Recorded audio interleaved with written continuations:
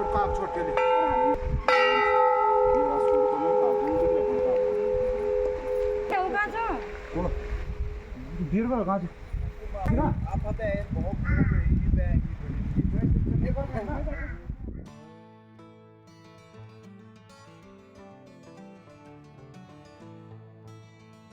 Word में आप सभी साथियों का फिर से बहुत बहुत स्वागत है। और मैं हूं कमलेश देवराड़ी कमल देव, भूमि उत्तराखंड से। और मेरे साथ हैं मेरे सहयोगी विजय कपूला जी। बिल्कुल। और हम दोनों एक नई जर्नी पे निकले हैं, नंदा देवी लोक यात्रा जो है 2023 की खूबसूरत यात्रा पर।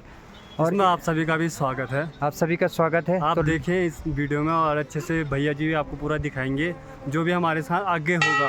और आगे बहुत कुछ होने वाला है, बहुत अच्छा, क्योंकि माँ नंदा देवी की डोली बैदनी बुग्याल में बहुत ही खूबसूरत लगती है। और वो हम आपको इस वीडियो में ज़रूर दिखाएंगे, तो लास्ट तक बने रहें भैया, रुके रहें। तो इन्हीं टेढ़े मेढ़े रास्तों से होकर हमें बैदनी पहुंचना है। और जब आप आएंगे तो आपको भी इन्हीं रास्तों से होकर गुजरना पड़ेगा। तो आसपास की खूबसूरती कुछ इस प्रकार की है, देखिए। और नीचे एक गधेरा दिखाई दे रहा है, वो गधेरा भी आपको दिखाते हैं समीप से।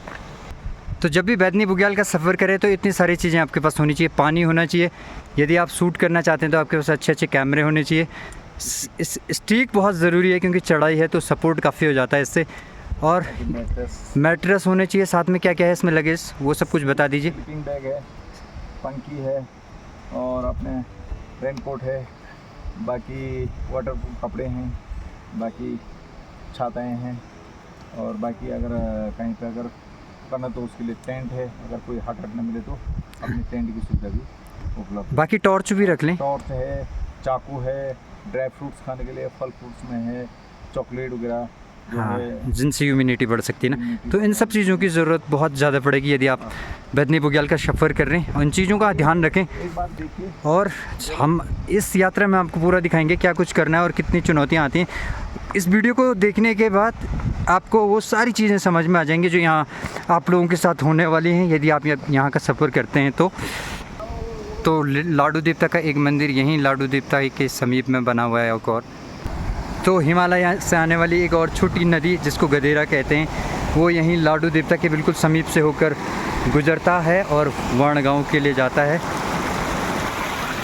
तो काफ़ी कठिनाइयाँ और चुनौतियाँ हैं, सफ़र में बने रहिए हमारे साथ।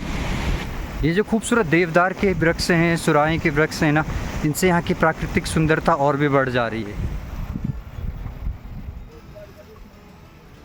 अधिकांश रास्ता आपको ऐसी टेढ़े मेढ़े मिलेंगे और काफ़ी चढ़ाई भी मिलेगी जगह जगह, वो दिखाएंगे आपको। तो अब हम यहाँ से सीधे आपको रणकधार में मिलेंगे और वहाँ से पूरा दृश्य आपको दिखाएंगे।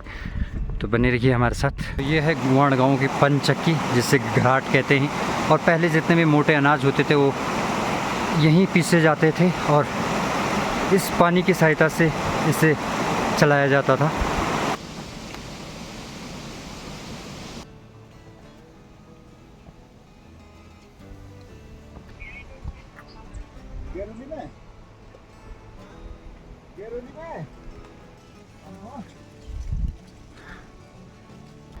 तो यहाँ से वर्ण गाँव कुछ इस प्रकार का दिखता है, देखिए।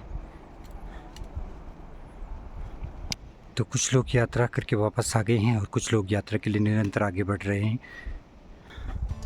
जो देश और विदेश से सैलानी यहाँ इस यात्रा में शामिल होने के लिए आते हैं। तो हमारे सहयोगी तो काफ़ी हिम्मत करके लगातार आगे बढ़ रहे हैं, लेकिन मुझे काफ़ी मुसीबत हो रही है। जैसे जैसे आप यहाँ वहाँ से बैदनी का सफ़र करेंगे तो आपको इस प्रकार के लकड़ी, मिट्टी और पत्थर के बने हुए घर दिखाई देंगे।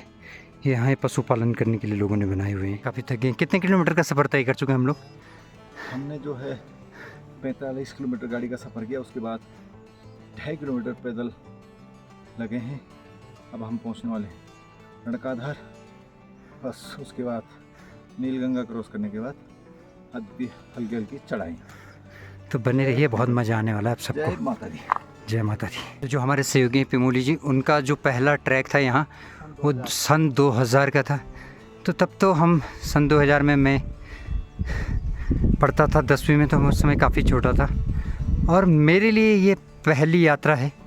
तो सोचिए कितना अंतर है हम दोनों की यात्रा में। उनके पास एक लंबा चौड़ा अनुभव और मैं बिल्कुल एकदम फ्रेशर। और इन्हीं गुफाओं भरे रास्तों से होकर हमें अपना सफ़र तय करना है। तो ये है यहाँ के घरों की बनावट। यहाँ 20 प्रकार के घर बनाए जाते हैं। ये जो घर होते हैं ना, ये बर्फ़ में और पानी में काफ़ी अच्छे होते हैं। पूरा एरिया है ना, ये वाण गाँव का ही है। और वाण गाँव वालों ने यहाँ पे राजमा की खेती कितने बड़े स्तर पर की गई है वो देख सकते हैं आप उनके लहराते हुए खेतों को देखकर। तो जैसे जैसे आप आगे बढ़ेंगे ना, आपको जगह जगह इस प्रकार के प्राकृतिक जल स्रोत बड़े ही आसानी से देखने को मिल जाएंगे। और उत्तराखंड सरकार के द्वारा एक प्याऊ भी लगाया गया है यहाँ पे, ताकि प्यास लगे तो यहाँ अपनी प्यास बुझा सकते हैं। तो वाणगांव से लेकर यहाँ तक हमने लगभग 2.5 किलोमीटर का सफ़र तय कर दिया है। काफ़ी गर्मी है, कड़ी धूप है। हालांकि इस वक्त फिर से जो पहाड़ी क्षेत्र हैं वहाँ मॉइस्चर तैयार होने लग गया और धीरे धीरे जब वो आसमान की तरफ बढ़ेगा तो फिर बारिश होने की संभावना हो सकती है, लेकिन अभी ऐसा कुछ भी नहीं दिखाई दे रहा। अभी तो काफ़ी गर्मी है। यहाँ आते हैं आप तो यहाँ पर पानी पी लें ज़रूर। पानी की कमी शरीर में बिल्कुल भी नहीं होनी चाहिए। तो इस वक्त जो पहाड़ की चोटियाँ हैं उन पर काफ़ी मॉइस्चर बनने लग गया है, काफ़ी बादल बनने लगे हैं और धीरे धीरे ये बादल आसमान की तरफ बढ़ कर के बरस भी सकते हैं। तो हमारे पास काफ़ी लगेज है। देखिए यहाँ डिहाइड्रेशन काफ़ी हो रहा है और शरीर में काफ़ी ह्यूमिडिटी की कमी हो रही है। जब भी आएँ तो ह्यूमिडिटी बढ़ाने के लिए कुछ ग्लूकोज वगैरह या सॉफ्ट ड्रिंक ज़रूर रख लें। हमारे पास तो उपलब्ध हैं, लेकिन आप जब भी आएँ तो आप रख लें। प्रसाद जो है लाडू देवता ने हमें किया है और हम इसको जो है यहाँ पे ग्रहण कर लेते हैं, क्योंकि तो हमें इससे शक्ति मिलेगी आगे बढ़ने की ना। गुड। जब भी आप किसी ट्रैकिंग पे जाएं तो निश्चित रूप से अपने पास खाने पीने की जो चीज़ें हैं वो ज़रूर रखें, ताकि बीच बीच में आप कुछ ना कुछ खाते रहें तो आपको कमज़ोरी महसूस ना हो। तो फाइनली हम रणकधार की बस्ती के बहुत करीब पहुंचने वाले हैं। और देखिए यहाँ कुछ प्राकृतिक जल स्रोत, यहाँ के पालतू जानवर और यहाँ हमारे साथ चल रहे यात्रीगण सब लोग स्थित हैं। तो रणकधार में पहुँचने वाले हैं। वहाँ आदमी खड़ा है, उनकी करते हो कुछ। तो ये वाला जो रास्ता है ये बैदनी के लिए जाता है और ये जो रणकधार की बस्ती है वहाँ के लिए जाता है। तो काफ़ी स्ट्रेट चढ़ाई है ये। तो ये नंदा देवी होम स्टे है रणकधार में। आप यहाँ कर चाय पानी कॉफ़ी ले सकते हैं, ताकि आपकी थोड़ा सा जो शक्ति है वो वापस लौट सके। फिर आप यहाँ से आगे का सफ़र तय कर सकते हैं। तो ये है रणकधार की बस्ती और फाइनली हम रणकधार में पहुँच गए हैं। और ये रणकधार जो है ये पड़ता है वाण और बैदनी के बीच में और यहाँ काफ़ी बड़ी बस्ती है। काफ़ी अच्छे अच्छे घर यहाँ हैं और काफ़ी लोग यहाँ स्थित रहते हैं और यहाँ के लोग कृषि करते हैं, पशुपालन करते हैं। तो काफ़ी अच्छा दृश्य है यहाँ का, आप देख रहे होंगे। आज यहाँ यात्रा के साथ हज़ारों की तादाद में लोग निकले हुए हैं। तो रणकधार के आसपास की कुछ पुश्तैनीय बस्तियाँ किस प्रकार की दिखती हैं। तो फाइनली हम पहुंच गए रणकधार में और रणकधार के चारों तरफ का दृश्य आपको दिखाते हैं। तो रणकधार में जैसे आप पहुंचेंगे यहाँ पे आपको एक टी स्टॉल मिल जाएगा, जहाँ पर आप चाय कॉफ़ी पी सकते हैं। और रणकधार से चारों तरफ का दृश्य कुछ इस प्रकार का दिखाई देता है। प्राकृतिक सुंदरता तो ये है सफ़र पूरा और गहरे घने बादल छाए हुए हैं इन पहाड़ों पर।